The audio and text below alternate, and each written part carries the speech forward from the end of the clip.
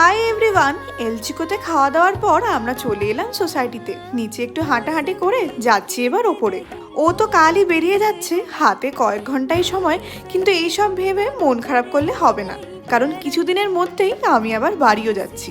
যতই এইসব বলে নিজেকে বোঝাই, যখন বাড়ির লোক এভাবে চলে যায় মন তো খারাপ হবেই, কিন্তু অফিসের চাপে হয়তো অনেকটাই ভুলে যাব। তাও প্রথম দিনটা খুবই খারাপ লাগে। এই যে অয়ন সকাল সকাল বেরিয়ে গেল, আমিও এবার ঘরে এসে অফিস যাওয়ার জন্য রেডি হতে থাকবো। এই কদিন তো সকালবেলা ঘুম ভাঙছিলই না, আর আজকে সকালবেলা তাড়াতাড়ি উঠেও যেন ঘুমই পাচ্ছে না। এবারেই ব্রেকফাস্ট বানাচ্ছি। সব কমপ্লিট করতে করতে ঘড়িতে অলরেডি 9টা বেজেও গেছে, আর আমি বেরিয়েও পড়েছি। অফিসে সমস্ত কাজকর্ম সেরে বাড়ি ফিরতে ফিরতে লেটই হয়েছে, আর আজকে যেন লেট এসে ভালোই লাগছে। মনটা একটু কমই খারাপ হবে। অয়ন যে রান্নাগুলো করে গেছে, রাতে ওটাই খাবো। তো দেখা হবে পরের ব্লগে।